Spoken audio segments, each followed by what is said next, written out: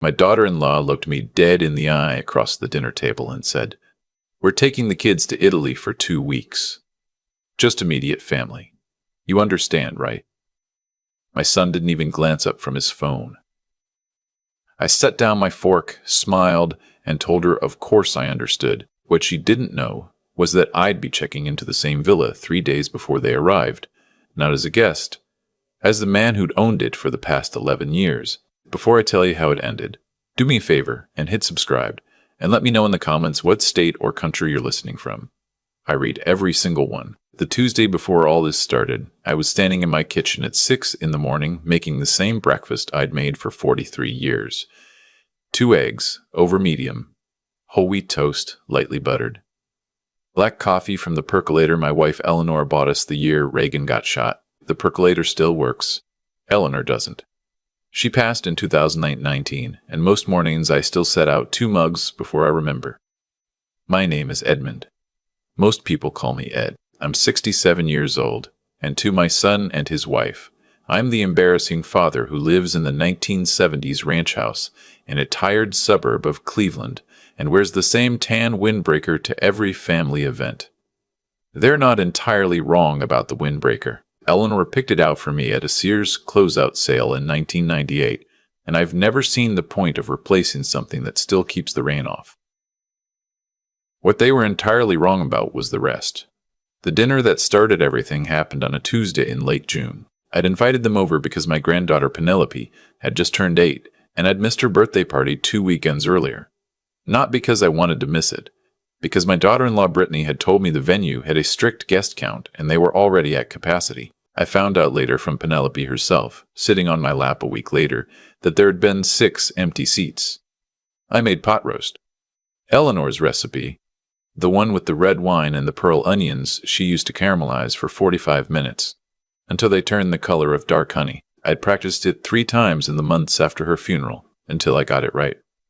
Cooking it always took me back to her, to our kitchen, to the way she'd hum while she stirred. That night, I made it because I wanted my son to taste his mother again. I wanted him to remember. He arrived 40 minutes late. His wife Brittany came in first, in a white linen jumpsuit and gold sandals, her sunglasses still pushed up on top of her head, though it was nearly 7 in the evening. My son Trevor followed her, already on his phone, mumbling apologies about traffic that we all knew was a lie.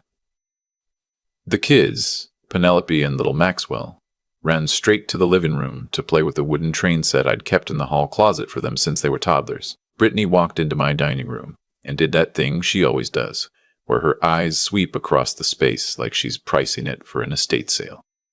She touched the back of one of Eleanor's dining chairs the way you might touch something dead at the side of the road. "Ed, this is so sweet of you," she said in that voice. The one that sounds like sugar but isn't. I'd set the table with Eleanor's good china. The white plates with a cobalt blue rim, the ones we'd registered for at our wedding in 1981. I'd polished the silver. I'd cut peonies from the bush by the back fence and put them in the cut crystal vase Eleanor's mother had given us. I'd opened a bottle of Cabernet I'd been holding on to for 2 years, since Trevor's last birthday, when I'd hoped he might come over for dinner, and he hadn't. Trevor sat down at the head of the table where I'd placed his name card. He didn't notice the name card. He just sat down and started scrolling. "Trev, honey, put the phone away," Brittany said. But the way she said it was for my benefit, not his. "1 sec," he said. "Big thing happening at work." There was no big thing. Trevor sells commercial insurance.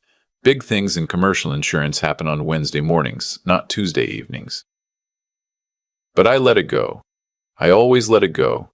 Brittany spread her napkin across her lap. She picked up the Cabernet, examined the label like she was going to find something wrong with it, and poured for herself. Then she poured for Trevor. Then she set the bottle down on her side of the table and started telling him about the school auction she was chairing. I watched my own hand reach across the table for the bottle, then pull back. I sat there with my empty glass, the host of my own dinner, and I waited. I waited the whole meal. The kids came in. They ate quickly, the way kids do, and Penelope kissed me on the cheek and asked if she could go play with the trains again, And I said yes, and I cut Maxwell's pot roast into smaller pieces because Brittany was busy on her own phone now. The kids left. The room got quieter. I poured myself water from the pitcher. That's when Brittany brought up Italy. So we wanted to tell you in person, she said, in the tone people use when they've already made a decision and are pretending it's a conversation. We're doing 2 weeks at a villa in Tuscany this August. Just us and Trevor's parents. I mean, my parents. Sorry. You know what I meant. She laughed at her own slip. Trevor laughed too, finally looking up. It's a really limited family thing, Trevor said. The villa only sleeps 8. And we wanted Penelope and Max to have time with Brittany's mom and dad. I nodded. What part of Tuscany? Outside Siena, Brittany said.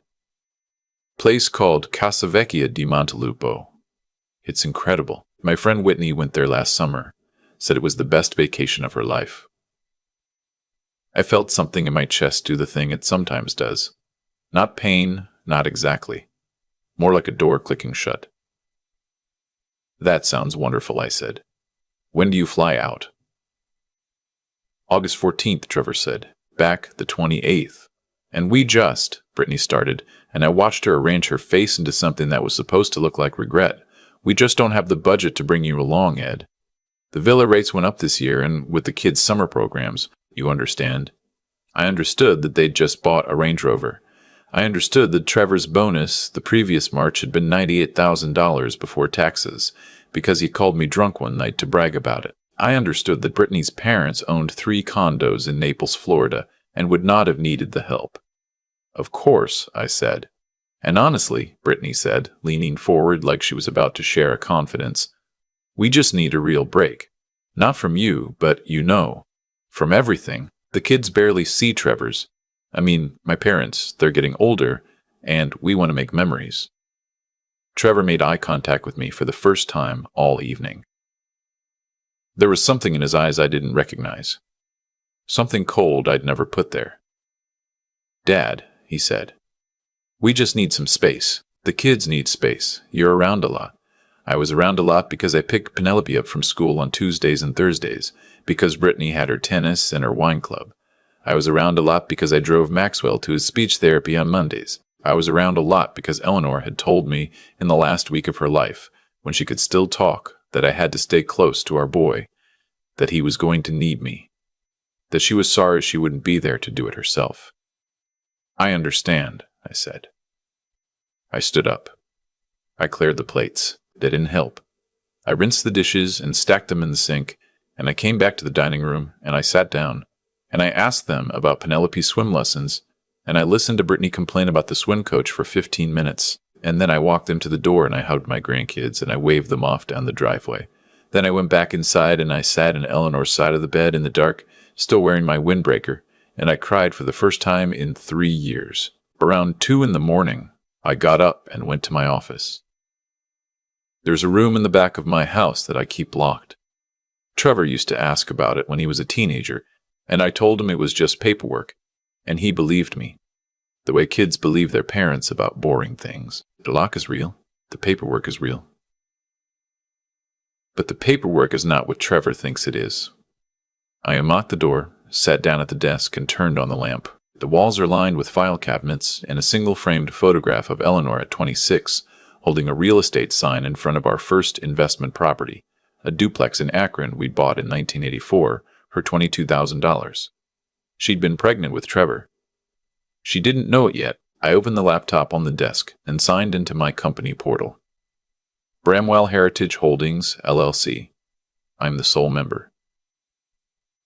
The company owns interest, full or partial, in 11 properties across 4 countries. 2 of them are in Italy. One is a converted monastery in Umbria. The other is a 16th century stone farmhouse in the hills outside Siena, in the commune of Montelupo. I'd bought it in 2014, 3 months before Eleanor's diagnosis. We'd planned to retire there. She'd taken Italian classes at the community college for 2 years preparing for it. She had a notebook full of vocabulary, half of it stained with the watercolors she used to paint with on Sunday afternoons. The notebook is in my desk drawer. I can't open it.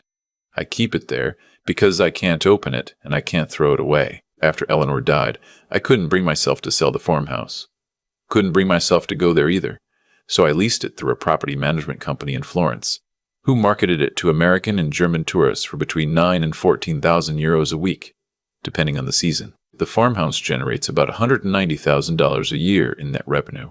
It pays for itself, the staff, and a sizable portion of the cost of my life. The property is listed on the management company's website under the name they gave it after I declined to use Eleanor's first choice. I couldn't bear to see her name on a tourism website. The name they chose was Casa Vecchia di Montelupo. I sat at the desk for a long time. I thought about a lot of things. I thought about the night Eleanor and I had stood on the terrace of that farmhouse, looking down the slope toward the olive grove, and she'd said this was where she wanted to grow old with me. I thought about the way Trevor had looked at me when he said, "You're around a lot." Like I was a dog that kept sniffing at the door. I thought about Penelope, who still climbed into my lap, and Maxwell, who saved his Halloween candy to share with me, and how my own son's wife had decided I wasn't family enough for a vacation in a house I'd bought to grow old in, with a woman they both stopped mentioning. Then I called my property manager in Florence. It was 9 in the morning over there. Stefano picked up on the second ring, and I told him in my decent but not fluent Italian that I was coming to the property in August, that I was taking my own residence there from August 11th through the end of the month, that the standing reservation for the 14th through the 28th, under the name Brittany Whitcomb, would need to be honored as a guest reservation rather than a renter reservation. Stefano paused. "Signor, this is an unusual arrangement." "I'm aware," I said. "They will be very surprised." "I'm counting on that," I said. I didn't sleep the rest of that night. I made coffee in Eleanor's percolator, and I watched the sun come up over the dogwood tree she'd planted in 2003. Then I started planning. The next 6 weeks, I lived a double life. By day, I was the sad widower father, the man Brittany called Ed and Trevor called Dad. I picked up Penelope on Tuesday and Thursday.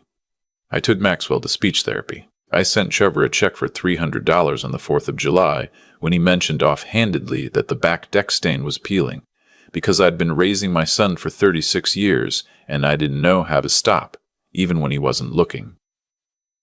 By night, in the locked room, I was someone else. I called Stefano 3 times a week.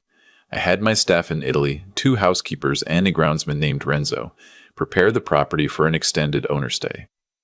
I had the master suite on the upper floor, the one Eleanor and I had picked out together, repainted in the soft green she'd wanted.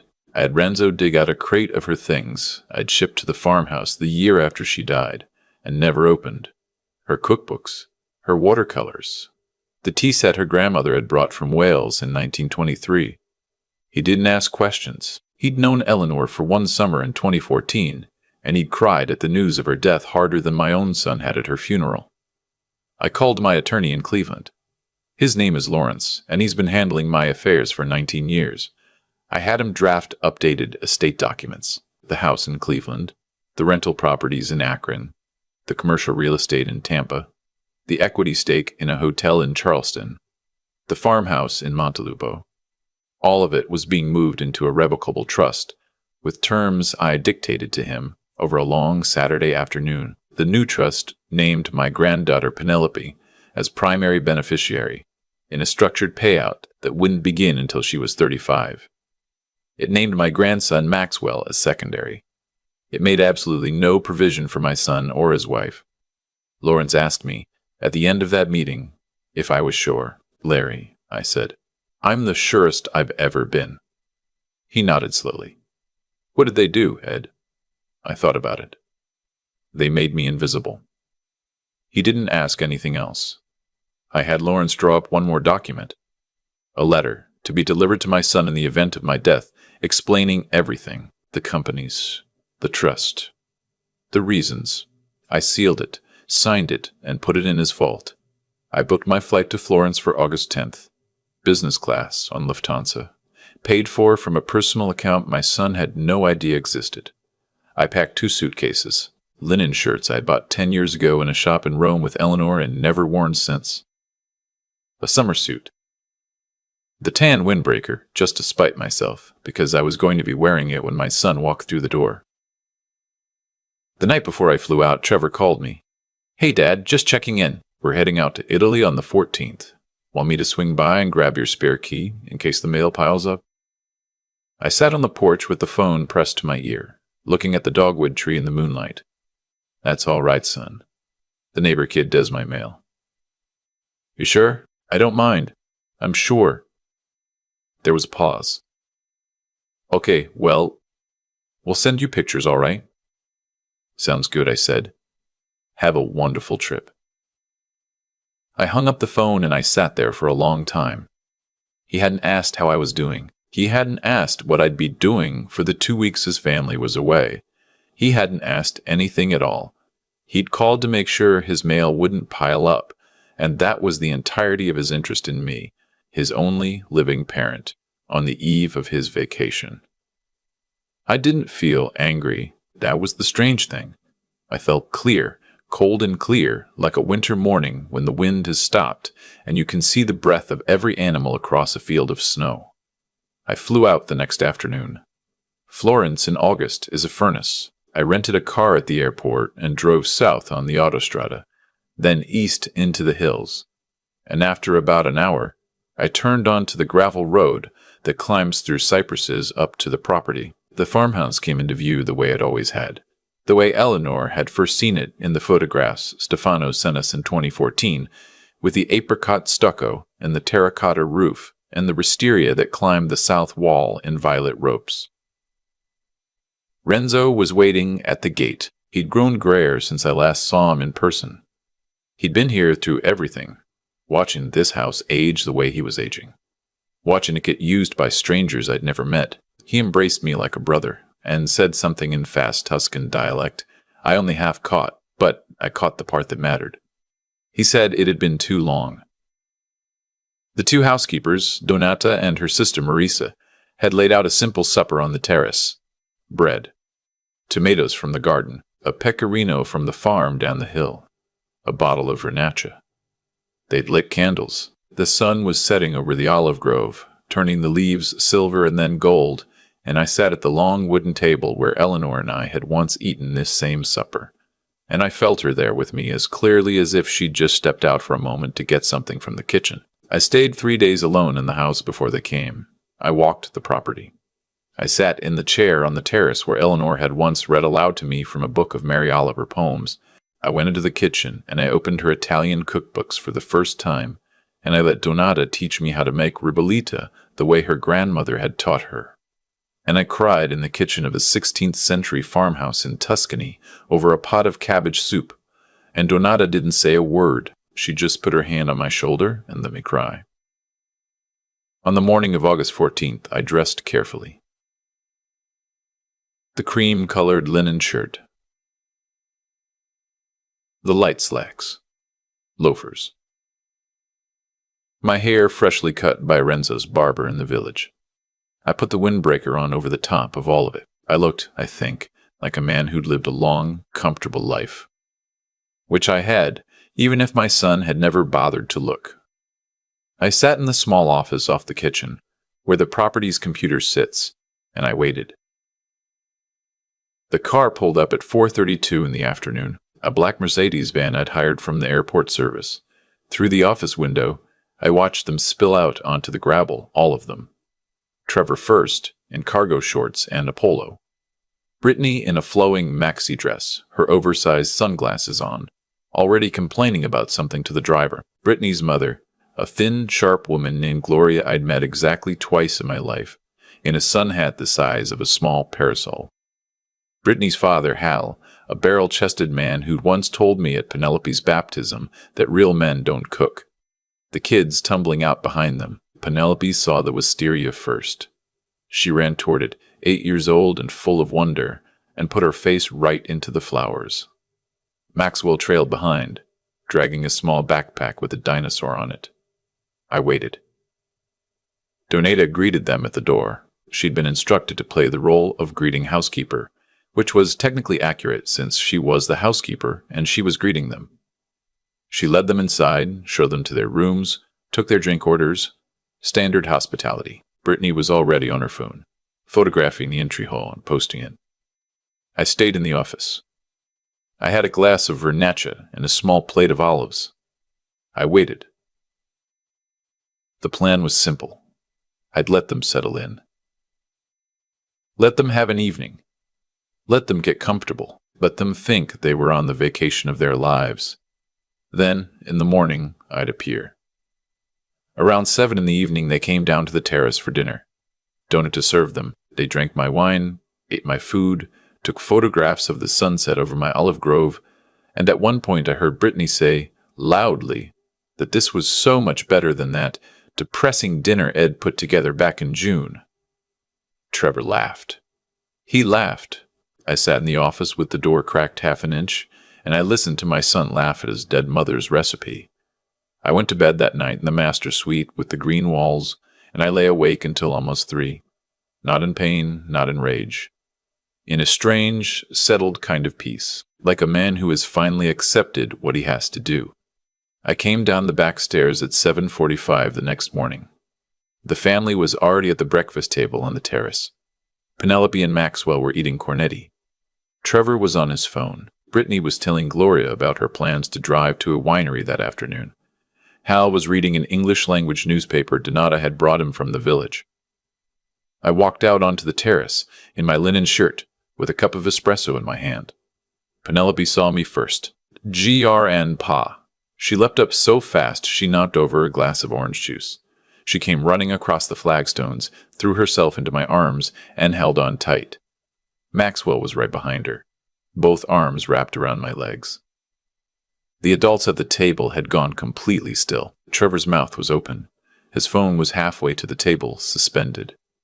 Brittany had gone the color of skim milk.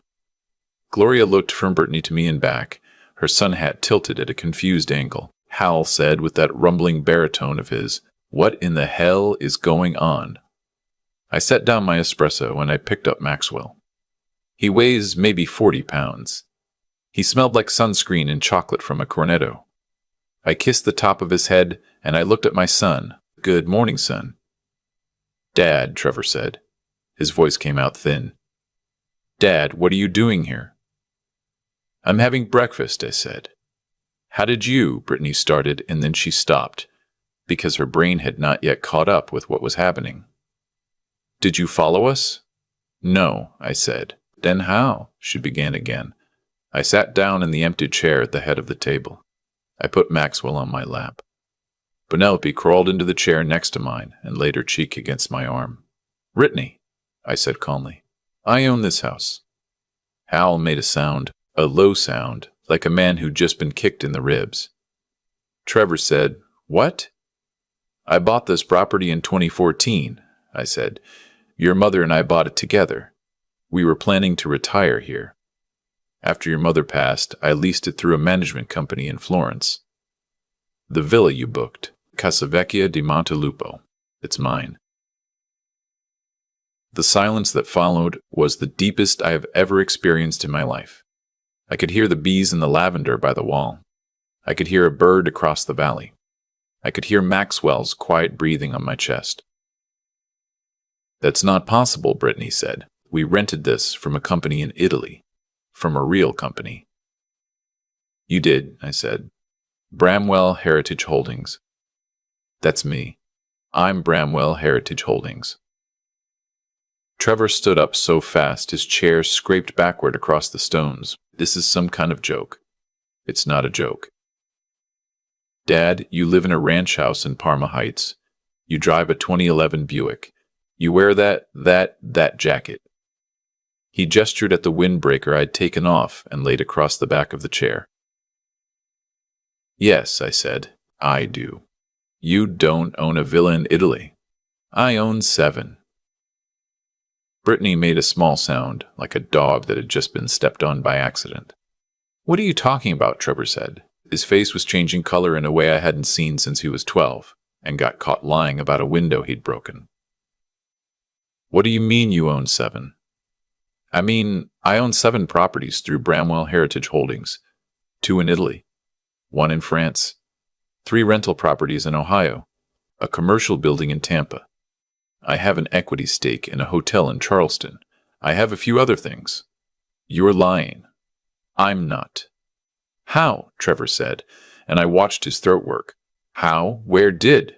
Where did the money? Your mother and I bought our first property in 1984, I said. A duplex in Akron. $22,000. We managed it ourselves on weekends. We bought another one in 1989. Another one in 1993. Your mother had a head for it. She was the best partner I could have asked for. By the time you were in college, we had 12 units in Akron alone. By the time you got married, we had 36 units across Ohio and a small commercial property in Tampa. After your mother died, I kept building, because I didn't have anything else to do. Hal was staring at me like he'd never seen me before. Which, in a way, was true. Why didn't you ever tell me? Trevor whispered. I looked at my son for a long time. I tried, son. 8-9 years ago, I told you I'd had a good run with some rental properties. Do you remember what you said?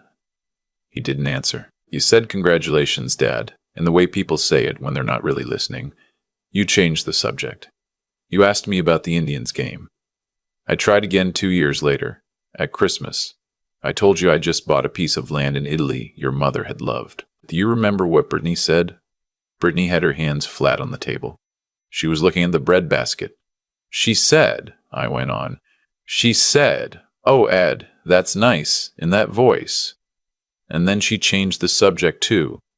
So I stopped trying. I figured if you wanted to know me, you'd ask. And you never asked. Dad, you never asked, Trevor. In 36 years, you've never asked me a real question about my life that wasn't about what was wrong with me, or what I could do for you. Penelope, who hadn't moved from my side, said in her small, high voice, Daddy, why are you yelling at Grandpa? Trevor looked at her, then at me, then back at her. He sat down slowly in his chair. I'm not yelling, sweetheart, he said. He didn't look at her when he said it. Brittany, who had been silent for nearly a minute, finally found her voice. So what is this, then? What are you doing? Are you kicking us out? I took a sip of my espresso. No, I said. Your reservation is honored. You paying guests, just like any other guests this villa has hosted. You have the rooms you booked. You have the meals, the wine, the staff, the pool. Everything you paid for. You're welcome to enjoy your 2 weeks. With you here, she said flatly. With me here. In our villa. In my villa. She stared at me. The skim milk color was gone now. Her face was getting blotchy. I want a refund, she said. You're welcome to leave at any time, I said. Refunds are governed by the rental agreement you signed. It's available on the management company's website. Generally, partial refunds are not offered after check-in for stays under 30 days. Hal said, How much was this? Brittany didn't answer. How much was this, Brittany? He said again. 22,000, she said quietly. Euros? Hal went very still. You spent 22,000 euros, he said, on a villa for 2 weeks. Hal, not now. You told me the trip was costing 13,000. Hal. 22,000 euros is, what, $24,000? Dad, she snapped, in a voice I'd never heard her use with him before. Not now. I sipped my espresso.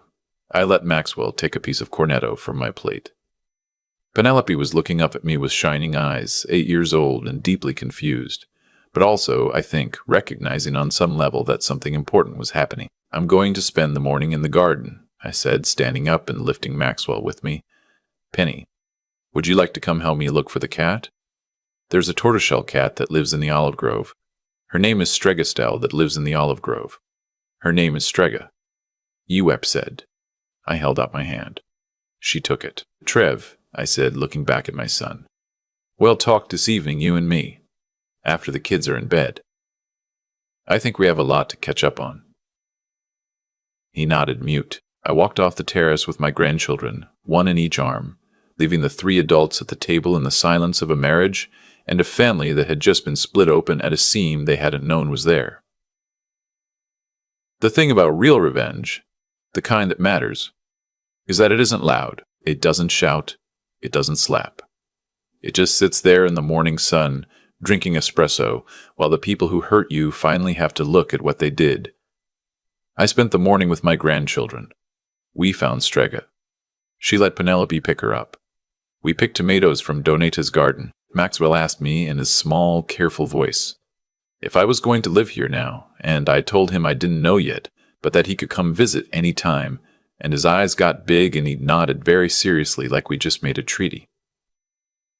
Around 11, Brittany appeared at the edge of the olive grove. She was wearing a different dress, and she'd put on lipstick. The blotches were gone. "Ed," she said in the sugar voice. "Could we talk?" I handed Maxwell a basil leaf to smell. "Sure." She sat down on the stone bench under the fig tree. I sat down on the other end of it. "I owe you an apology," she said. I waited. "I think we got off on the wrong foot," she said. "About the trip. I should have included you. I see that now. It was hurtful." It was. I'd love it if we could start over. While we're here, really start over. As family. I looked at her. I let her sit in it. "Brittany," I said finally, "when did you decide you wanted to start over? Was it last week, when you told my son I wasn't worth the airfare? Was it Tuesday at dinner, when you laughed at my dead wife's pot roast? Or was it about 2 hours ago, when you found out I have money?" Her face did something complicated. "That's not, Ed. That's not fair." "It's perfectly fair," I said. "And it's not a fight." "I'm not angry, Brittany. I'm done being angry. I've been done being angry since I bought my plane ticket. I just want you to know that I see you. I've seen you the whole time. I just wasn't saying anything." She didn't answer. "You don't have to start over with me," I said. "I'm not asking for that. I'm here for 2.5 weeks, and so are you, and we can be civil. The kids should have a wonderful time. But you and I are not going to be playing some new chapter of friendship. You and I are going to be exactly what we've been, except now we'll both know what that is." She stood up. Her hands were shaking. "You're a cruel old man," she said. "No," I said quietly. "I'm a very, very kind old man who has finally figured out that kindness without limits is just an invitation." She walked away across the gravel. I sat with the kids under the fig tree for another 20 minutes. That evening, after the kids were in bed and Brittany had retreated to her room with a migraine, and Hal and Gloria had walked down to the village for Grappa, my son and I sat on the terrace alone. He'd been crying. I could tell from his eyes. "Mom would hate me," he said, before I'd even sat down. I sat down across from him. I poured us both a glass of the Vernaccia. "She wouldn't hate you," I said. "She'd be disappointed. There's a difference." "Dad, I don't even know where to start." "Start with the easy part. Why did you stop calling me?" He stared into the wine. "Brittany," he said. "That's not enough. She said you were depressing. After Mom died. She said being around you was hard, and the kids were picking up on it. She said it would be better for everyone if we kept things short, like planned visits, not just dropping by. And then it just got further and further, and I let it, because it was easier.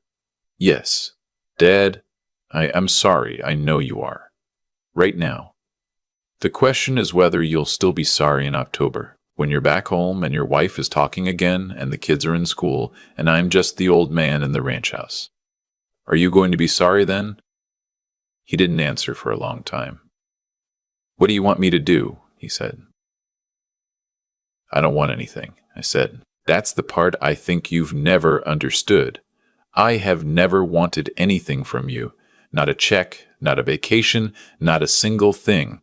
I have wanted you. That's it. I've wanted my son. I've wanted you to call me on Thursdays and ask how my week was. I've wanted you to come over on Saturdays and watch a ball game. I've wanted you to pick up the phone when I call you, instead of letting it go to voicemail and texting me back 2 days later.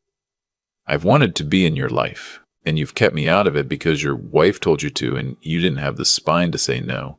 He flinched. That's harsh, Dad. It's true. Tell me it's not true. He didn't. I drank my wine. Here's what's going to happen, I said. I've already updated my estate. The trust is in place. Everything I have, the houses, the properties, all of it, is going to Penelope and Maxwell. None of it is going to you. Not because I'm punishing you. Because you don't know me, Trevor. You haven't known me in 15 years. And money you haven't earned a relationship with is just a windfall. I'm not leaving you a windfall. I'm leaving your children a future. He nodded slowly. Okay, he said. And you and I were going to start over. Slowly. You're going to call me on Sundays. Real calls, not 3 minutes about traffic. You're going to come over once a month by yourself. No Brittany, no kids, just you. You're going to sit at my kitchen table and we're going to talk like a father and a son. And in a year, if you've shown me that you actually want me in your life, we'll see where we are. And if you haven't, then we'll see where we are then too. Okay, Dad. And one more thing. Yes. You were going to take a long, hard look at your marriage. I'm not telling you what to do about it. That's not my place. But that woman has been steering you away from your own father for a decade, and you let her. And the next time she tries to steer you somewhere, I think you should be standing up for yourself. You're going to have to make a choice. And I want you to know, no matter what choice you make, you will always be my son. Even when I'm angry at you. Even when I'm disappointed. You will always be my son. He cried then. Quietly, into his hands. The way men cry when they haven't done it in a long time and don't quite remember how. I sat with him. I didn't reach across the table. He needed to do this part by himself. After a while, he wiped his face on his sleeve and he said, Mom really loved this place. She did. Show me. Tomorrow. Show me what you guys saw when you bought it. Okay, son. Dad, I am so sorry. I know. The next morning I walked him through every room. I told him the story of the day Eleanor and I had come here for the first time, the way she'd cried in the kitchen, the way she'd said this was where she wanted to grow old. He listened. He asked questions. Real questions. The rest of the trip went the way a trip goes, when one major lie has been pulled out of a family like a splinter and a wound is bleeding. Awkward. Quiet at times. Tearful at others. Brittany barely spoke to me. She mostly stayed in her room or by the pool, on her phone, texting friends back home. Hal, oddly enough, started talking to me like a peer. He brought me a glass of Brunello on the third evening, sat down next to me, and asked me how I'd gotten started in real estate. I told him. He listened for 2 hours. The next morning, he asked me more questions. Toward the end of the trip, he said quietly, Ed, I owe you an apology. I let my daughter run her household, and I never asked the questions I should have asked. I'm going to start asking them. I told him I appreciated that. The kids had the time of their lives. Penelope got brown as a hazelnut. Maxwell learned 3 Italian words. They both fell in love with Strega the cat and Donata's homemade gelato. I taught Penelope how to pick basil. I taught Maxwell how to count to 10 in Italian. On the last morning, before the van came to take them to the airport, Trevor stood with me on the terrace and looked out over the olive grove. I'm going to call you Sunday, he said. I'll be home by Sunday. Okay. Then I'll call you Sunday. He hugged me. A real hug. The first real hug from my son in 9 years. I love you, Dad. I love you too, son. That was 11 months ago. He has called me every Sunday since. Every single one. He missed 2 and called me on Mondays both times, apologized profusely, and rebooked. He comes over once a month by himself, sits at my kitchen table, and we talk. About Mom, mostly. About things he never asked about when she was alive. About his work, his fears, his marriage, which is a different story I'll tell another time, but I will say this. He is finding his spine. Slowly, bit by bit. Brittany and I are not friends. We are polite. We are civil. She has not apologized again, and I haven't asked her to. Some bridges don't get rebuilt. Some of them just get walked away from. Penelope wrote me a letter in November that I keep in my desk drawer next to Eleanor's notebook. It says, in 8-year-old handwriting, "Grandpa, I love you, and Itali was the best, and the cat is the best, and you are the best." There is a small drawing of Strega. There are 3 exclamation points after best.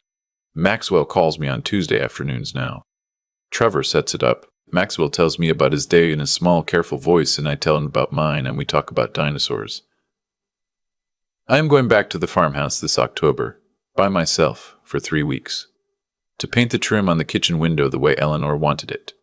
To sit on the terrace in the cool evenings, to read. And next August, Penelope and Maxwell are coming with me. Trevor has already asked. Without Brittany. Just the 4 of us.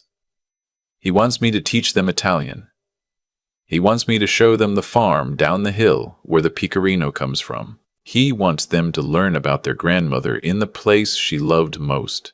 I said yes. I'm telling you this story because I think there are a lot of us out there. A lot of fathers, a lot of mothers, a lot of grandparents who have been quietly written out of our own families by people who decided we weren't valuable enough to keep close. And I want you to know 2 things. The first is that you don't have to scream. You don't have to fight. You don't have to make a scene. You can simply, quietly, decide that you have been too generous for too long and that the kindness you've been giving is going to start coming with conditions. Real ones. Not threats. Not punishments. Just the truth, finally said out loud. The second is that some of them will hear you. Not all of them. Mine almost didn't. But some of them will hear you, and they will come back. And the relationship that gets rebuilt on the other side of the truth is the only kind of relationship worth having anyway. If you've made it this far, thank you for listening. Hit the subscribe button if you haven't yet, and let me know in the comments where you're listening from. Tell me, if you're willing, whether you've ever had to set a boundary with your own family. I read every comment, and I'm always grateful for your stories. Click the box on the screen for the next story. There's another one waiting for you, and I think it might be the one you needed to hear today. I've thought a lot about that morning on the terrace since I came home. About the way Trevor's coffee cup hung suspended in the air when he saw me. About the silence that fell over Brittany like a curtain coming down. And the truth I keep coming back to is this. Nothing that happened to them was something I did to them. It was something they had been doing to themselves, slowly, for years. And I had simply been the only one absorbing the cost. The cause was set the moment Trevor decided that my love was a renewable resource that didn't require any tending. The cause was set every time Brittany was allowed to roll her eyes at the mother of the man she'd married, the woman whose recipes she ate without thanks, whose grandchildren she carried in her body. The cause was set in 1,000 small moments, where my son chose his comfort over his character. And the effect, when it finally came, was not cruelty. It was just the bill arriving for a meal they had been eating for a long time without paying. I think about my own role in it too, because here's the harder truth. I taught them this. I taught them by paying every check, by absorbing every slight, by making myself small enough to fit into whatever corner of their life they were willing to give me. Kindness without limits is not love. It's a kind of cowardice dressed up as virtue. Eleanor warned me once, gently, that I was too soft with the boy. I should have listened. If I could leave you with anything, it would be these 3 things, because they are what I had to learn the hard way at 67 years old. Be a person of decency, but understand that decency means telling the truth, even when the truth is uncomfortable, even to the people you love most. The kindest thing I ever did for my son was finally let him see who I was and what he had been doing. Coddling him would have been cruelty in slow motion. Use your mind. Pay attention. The signs were there for years, and I refused to read them because reading them would have required me to act. Wisdom isn't just knowing things. It's having the courage to see what's actually in front of you, instead of what you wish was there. And finally, be strong enough to set a limit, even when your hands are shaking. Strength isn't shouting. It isn't punishment. It's the quiet, terrifying decision to stop being available for your own diminishment. The night I called Stefano in Florence was the strongest thing I'd done in 2 decades, and I was sitting alone in a kitchen in Ohio in my pajamas. Strength looks like that more often than people admit. You don't owe anyone the version of yourself that lets them walk all over you. You don't owe them silence. You don't owe them your endless forgiveness without change on their part. What you owe is honesty, and what you keep is your dignity. The rest, as I learned in a stone farmhouse in Tuscany, will sort itself out in its own time.